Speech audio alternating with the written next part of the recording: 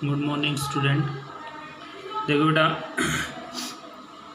Europe में राष्ट्रवाद और रूसी क्रांति, इस चैप्टर का जो टॉपिक है अगला, अर्थव्यवस्था और समाज। देखो, रूसी जो क्रांति हुई, उस क्रांति के दौरान जो है अर्थव्यवस्था और समाज पर क्या प्रभाव पड़े, क्योंकि जो जार निकोल्स द्वितीय जो था उसको शासन से हटा दिया गया, ठीक है। और हटाने के बाद 1917 में उसके बाद जो स्थिति उत्पन्न हुई उसका वर्णन है। तो अर्थव्यवस्था और समाज।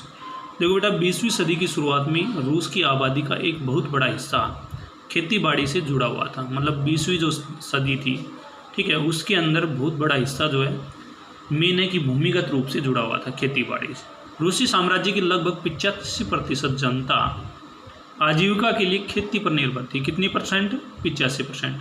देखो बेटा, क्वेश्चन भी बनते हैं, ये ध्यान रखना, आपको क्वेश्चन जरूर बनाने हैं एमसीक्यू टाइप में या वेरी शॉर्ट। तो एमसीक्यू तो मैं जैसे उदाहरण दे दूंगा, ऑप्शन मिल जाएंगे आपको, ठीक है, तो उसके आधार पे, मगर मेन है आपको वेरी शॉर्ट क्वेश्चन बनाने हैं कि 20वीं सदी के अंदर रूस की कितनी आबादी जो है खेती पर निर्भर करती थी।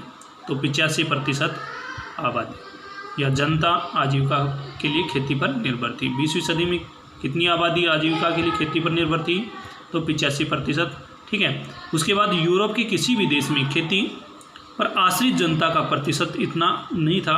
उदाहरण के तौर पर फ्रांस और जर्मनी में खेती पर निर्भर आबादी 40 से 50% से ज़्यादा नहीं थी। फ्रांस और जर्मनी में जो खेती के ऊपर निर्भर आबादी थी वो कितनी प्रतिशत थी? 40 से 50, ठीक है। फ्रांस में 40 और जर्मनी में 50%, याद रख लोगे, ठीक है। ये क्वेश्चन बनते हैं, फ्रांस और जर्मनी में खेती पर निर्भर आबादी कितनी थी? तो 40 से 50, ठीक है। रूसी साम्राज्य के किसान अपनी ज़रूरतों के साथ साथ बाजार के लिए भी पैदावार करते थे। रूसी जो साम्राज्य के अंदर किसान जो वर्ग था वो अपनी ज़रूरतों के साथ साथ बाजार में उपलब्ध अनाज कराने के लिए उसके लिए भी कृषि करता था। रूस अनाज का एक बड़ा निर्यातक भी था। रूस जो है अनाज के मामले में सबसे बड़ा निर्यातक देश के रूप में था, क्योंकि इसका जो क्षेत्रफल है वो बहुत अधिक है और जो जनसंख्या है वो बहुत ही सीमित है, इसलिए अनाज जो है सबसे अधिक मात्रा में निर्यात करता है। उद्योग बहुत कम थे, मगर वहाँ जो है उद्योग बहुत ही कम मात्रा में थे, ठीक है ना। 20वीं सदी में सबसे बड़ा अनाज का निर्यातक देश तो रूस, ठीक है, क्वेश्चन बन गया। उसके बाद उद्योग बहुत कम थे। सेंट पीटर्सबर्ग और मॉस्को प्रमुख औद्योगिक इलाके थे। रूस के 2 प्रमुख औद्योगिक इलाके कौन से थे या औद्योगिक नगर कौन से थे? तो सेंट पीटर्सबर्ग और मॉस्को, ये औद्योगिक इलाके या नगर बोल लो, ठीक है। हो गया क्वेश्चन, सेंट पीटर्सबर्ग और मॉस्को रूस के औद्योगिक क्षेत्र कौन से हैं? तो सेंट पीटर्सबर्ग और मॉस्को। हालांकि ज़्यादातर उत्पादन कारीगर ही करते थे। वहाँ जो उत्पादन कौन करते थे? कारीगर लोग। लेकिन कारीगरों की वर्कशॉपों के साथ साथ बड़े बड़े कल कारखाने भी मौजूद थे। कारीगरों के लिए वर्कशॉप के साथ साथ बड़े बड़े जो कल कारखाने, ठीक है ना, कारखाने जो उद्योग हैं बड़े, वो भी मौजूद वहाँ थे। बहुत सारे कारखाने 1890 के दशक में चालू हुए। रूस के अंदर अत्यधिक मात्रा में जो है उद्योग या कारखाने कब चालू हुए, कौन से दशक में चालू हुए? तो 1890 के दशक में हुए थे, जब रूस के रेल नेटवर्क को फैलाया जा रहा था। उसी समय रूसी उद्योग में विदेशी निवेश भी तेजी से बढ़ा था। विदेशी निवेश, बेटा विदेशी निवेश का मतलब होता है दूसरे देशों का उस देश के अंदर पूंजी लगाना। जैसे हम उद्योगों के अंदर विदेशी निवेश कैसे कराएंगे? तो जैसे कोई भी बहुराष्ट्रीय कंपनी हमारे देश में आकर के निवेश करती है तो वो विदेशी निवेश कहलाती है, ठीक है। पूंजी लगाती है, उद्योग स्थापित करती है, वो विदेशी निवेश कहलाती है। तो रेलवे जो नेटवर्क फैलाया जा रहा था उसमें रूस के जो उद्योग थे, रूसी जो उद्योगों में विदेशी जो लोग थे वो भी निवेश कर रहे थे। इन कारकों के चलते हुए इस सालों में रूस के कोयला उत्पादन में 2 गुना और स्टील उत्पादन में 4 गुना वृद्धि हुई। विदेशी निवेश के कारण रूस में किन खनिजों के अंदर उत्पादन बढ़ा? तो कोयला 2 गुना और स्टील 4 गुना वृद्धि हुई। ठीक है। सन 1900 तक कुछ इलाकों में तो कारीगरों और कारखाना मजदूरों की संख्या लगभग बराबर हो चुकी थी। 1900 ईस्वी तक आते आते कारीगरों और कारखानों में मजदूरों की संख्या कितनी हो गई थी, तो वो बराबर हो गई थी। ठीक है। ज़्यादातर कारखाने उद्योगपतियों की निजी संपत्ति थी। मजदूरों को न्यूनतम वेतन मिलता रहे और काम भी पाली, शिफ्ट, पाली किसको बोला गया है, शिफ्ट, मतलब जो पारी होती है, पारी, जैसे उद्योग जब चलता है तो 3 पारियों में चलता है। कितनी पारियों में, 3 पारियों में। जैसे 8-8 घंटे की 3 शिफ्ट हो जाती हैं। कितने घंटे हो गए, 24 घंटे में 3 शिफ्ट हो गई। सुबह जैसे मान लो 7 बजे चली तो 8 घंटे बाद कितना टाइम हो जाएगा, 7 से 8 हुई, 8-7 तो कितना हुआ, 3 बजे शिफ्ट ख़त्म हुई, 3 से स्टार्ट हुई, 3 के बाद कितने बजे स्टार्ट हुई, 11 बजे स्टार्ट होगी और 11 से फिर 7 बजे तक। इस प्रकार जो है शिफ्टों में, पारियों के अंदर उद्योगों में लोग जो है कार्य करते थे और इसे ही हम क्या बोल सकते हैं, शिफ्ट या पाली। ठीक है, समझिए कि घंटे निश्चित हों। इस बात का ध्यान रखने के लिए सरकारी विभाग बड़ी फैक्ट्रियों पर नज़र रखते थे। सरकारी जो विभाग था, ठीक है, वो उद्योगों के ऊपर नज़र रखेगा। इस बात तो आपसे पूछ लिया जाए कि पालियों को, पाली या शिफ्ट के घंटे निश्चित हों, इसके लिए कौन सा विभाग उद्योगों पर नज़र रखता था, तो वो था सरकारी विभाग। कौन सा विभाग नज़र रखता था, सरकारी विभाग। लेकिन फैक्ट्री इंस्पेक्टर भी नियमों के उल्लंघन को रोक पाने में नाकामयाब थे। मगर फैक्ट्री जो इंस्पेक्टर थे वो भी उनके नियमों के उल्लंघन को नहीं रोक पा रहे थे। ठीक है।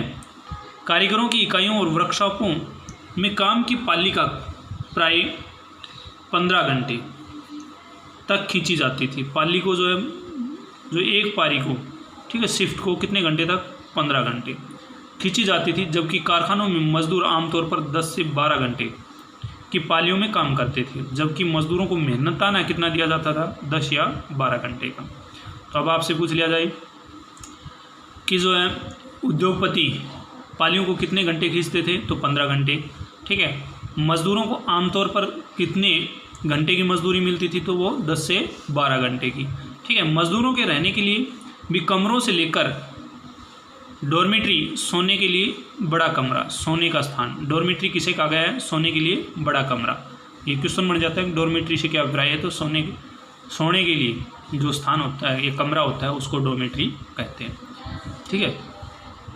एक तरह कमरा तक तरह तरह की व्यवस्था मौजूद थी।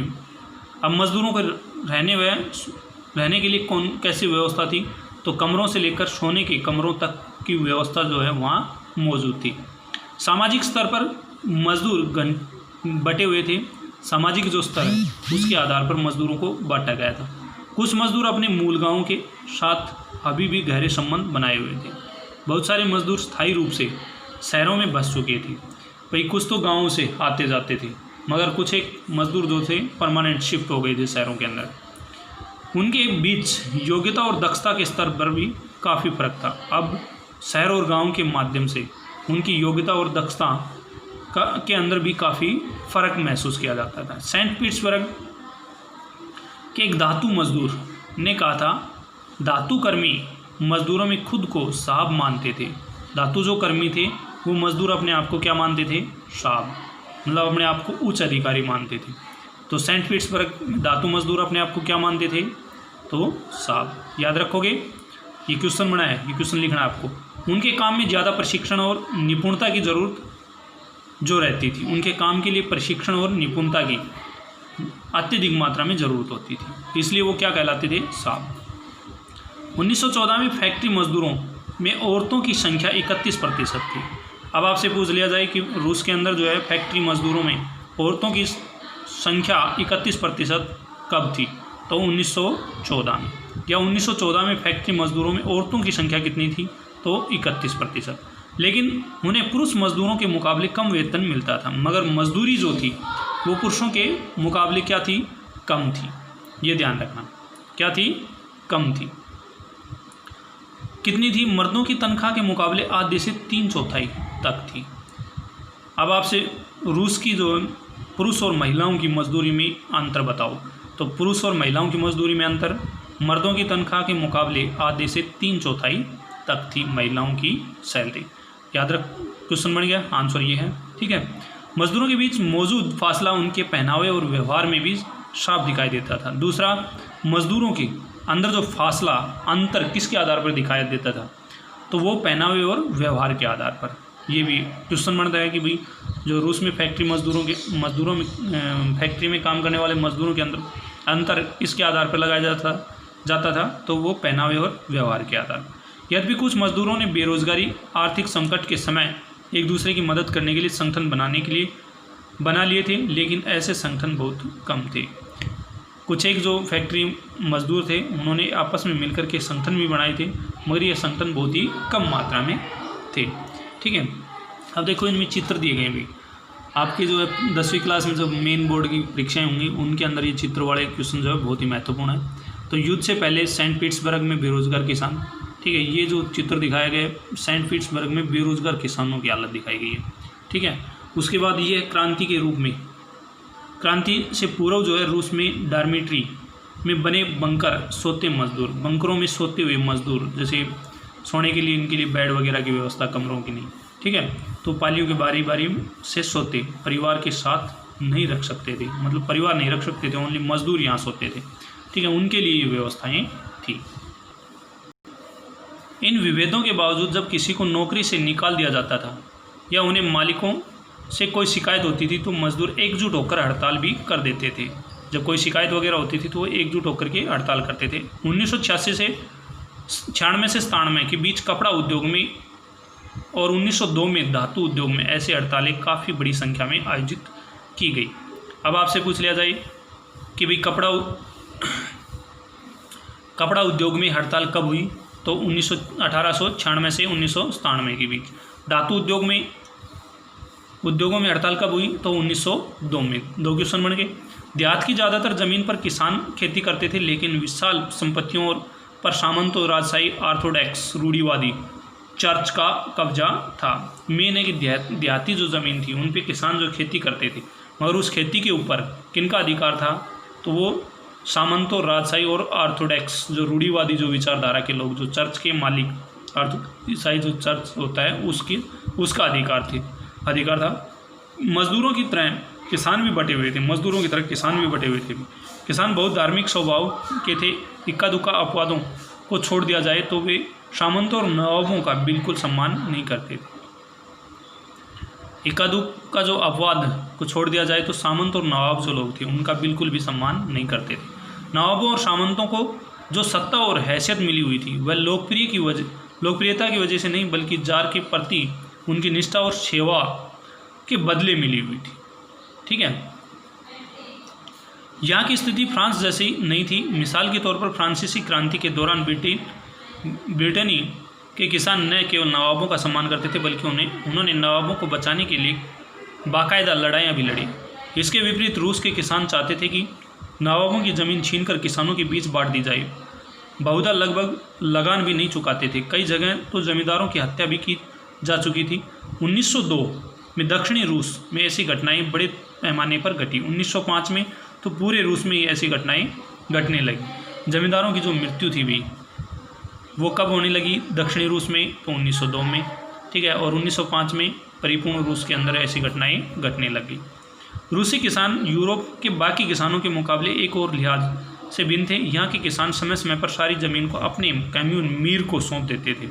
रूसी जो किसान थे भी उनके मुकाबले यहाँ के जो किसान थे, रूसी किसान और यूरोप के बाकी किसानों के मुकाबले यहाँ जो रूसी जो किसान थे उनको अपनी ज़मीन जो है वो किसको सौंपनी पड़ती थी? कम्यून या मीर को। ठीक है, फिर भी कम्यून की प्रत्येक परिवार की ज़रूरत के हिसाब से किसानों को ज़मीन बांटता था और प्रत्येक परिवार को ज़मीन उसके हिसाब से बांटता था। तो रूस में किसान जो है वो अपनी ज़मीन किसको सौंपते थे? तो वो थे कम्यून को। क्वेश्चन बनता है भाई रूस के जो किसान थे वो अपनी ज़मीन किसको सौंपते थे? कम्यून या मीर को।